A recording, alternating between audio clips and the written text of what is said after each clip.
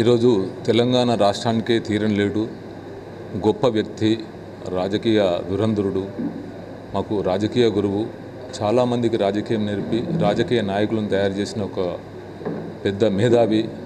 తెలంగాణ రాష్ట్ర సాధనలో ఆయనదే ప్రముఖ పాత్ర.